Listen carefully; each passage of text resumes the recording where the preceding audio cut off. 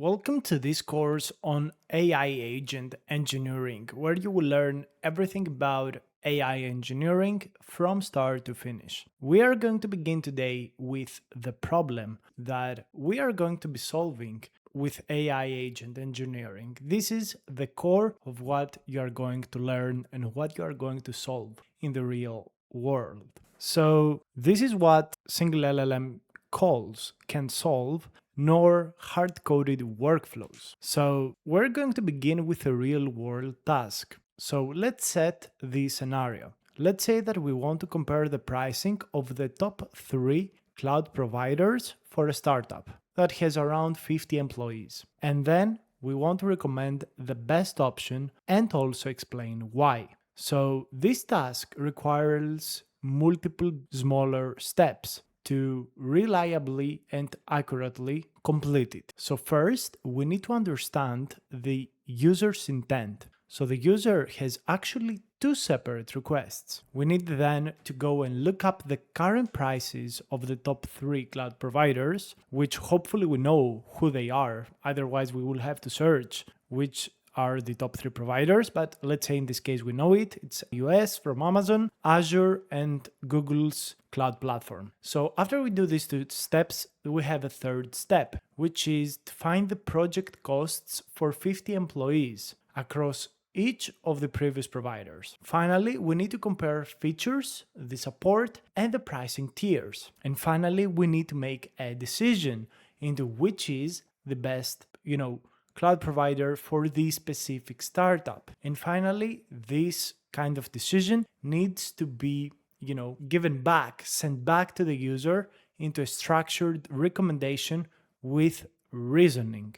Not hallucinated reasoning, but actual real reasoning. So you can see that this simple scenario already makes the whole flow and the whole task a lot more complicated because it has so many different small subtasks that we need to solve reliably so we can answer reliably the whole scenario. So let's see first of all why a single LLM call falls short in this scenario. So what was happening early in 2023 and 2022 was that we had a single LLM call. A user sent a prompt, which is a message, to the LLM, and the LLM just responded. But there are fundamental limits to what an LLM on its own with a single call can do. First of all, it doesn't have a persistent state. This means that each time we call the LLM, it starts from scratch. It cannot track essentially what happened on the previous step. Also, we don't really have real-world data because the LLM gets trained and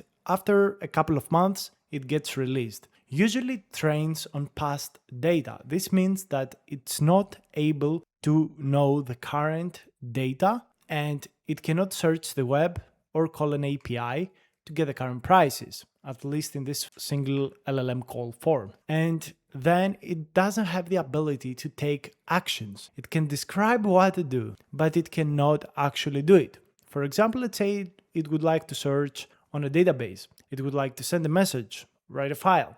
It cannot do it with a single LLM call. So this system that we initially got 4 years ago was heavily limited. So real tasks actually require multiple steps that have a state. So there is a hidden complexity even in the simplest tasks. Let's say that a customer changes their billing address. So first of all, we need to understand if the change of address is one request or 2. Second, we need to actually see if this customer exists. What is the current address? We need to search the invoices to see everything about the charges. We then have to decide whether we can actually update the address, whether we need verification for this address change. Then if we get both of these, if we can update and also get verification, we update the address in the database. And we need to make sure to flag the discrepancy on the invoices, possibly for a human review, because this is very sensitive. This is on the economic sides of things. So there will always be, or at least for the near-term future,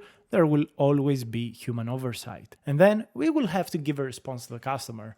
So you can see that even changing your billing address as a customer is not simple. And there are a lot of different hidden steps. When we make decisions, we need data, we need to validate stuff, we need to execute stuff, but we also need to be able to fall back into, if something goes wrong. So we can't really fail. We need to always handle failure. So now we are going to say why hard-coded workflows actually hit a wall. And this is what we would call automation, normal automation that was happening before LLMs. So a workflow has a request, it classifies the request and selects a route, either A, B, or maybe both, and then does a response. Every path is predetermined, so this is not a dynamic system. The developer writes the whole logic, and this is very complicated for developers. There are so many bugs, so many errors on typical hard-coded workflows of the past. It's a complete mess. So the problem here is a combinatorial explosion. It completely explodes. The complexity explodes. Because let's say we want to change the address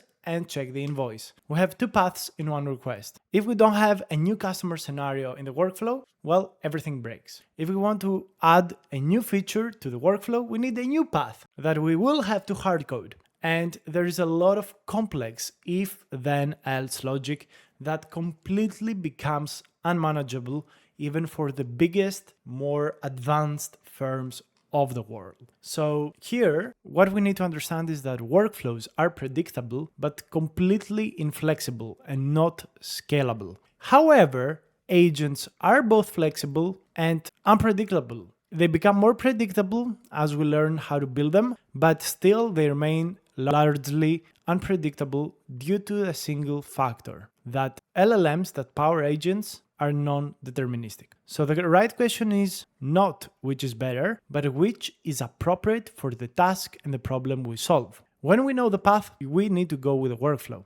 When we don't know the path and we want to find the path, the agent is the way. So now we're gonna see what agents do differently compared to hard-coded workflows and single LLM calls. So in this case, in agents, the developer defines the role of the agent and its instructions. It also provides the agent with a set of available tools. More on that later on, don't worry. It's essentially what the agent can do. Very general, very ambiguous. You don't need to know more about that. You will learn later on in the course. The goal is for the agent, to work towards the goal. So the agent needs a goal. We also need boundaries, what the agent should not do. And we also need to know when to stop. So we need termination conditions. And this is what the developer really defines. It's very simple, very fast. But what the agent decides is which tool to call next, so what to do next, what arguments needs to pass to the tool, meaning what parameters, what settings that it needs to pass to each single action does. The agent decides when to stop and return a response, how to handle, unexpected results, failures, this is also on the agent, and when to ask the user for more information. And this is very important. You need to put the user always at the center of everything you build, because at the end of the day, you don't build something for you, you build it for a user. So let's do an analogy. Recipe versus chef. So the recipe is a predetermined sequence of steps. You know exactly what to anticipate from it. You know the ingredients. And when you don't have the ingredients, it completely fails. You really cannot change recipes that much. And this is the analogy for deterministic workflows. However, the chef is able to read, so it gets a request and decides what to cook. It is able to adapt if there's something missing. It can replace it with something else. It can decide when to take specific steps, what order to take the steps. It can also check if the dish is done, does it need more? And this is what an AI agent does. So you can understand that the difference between the two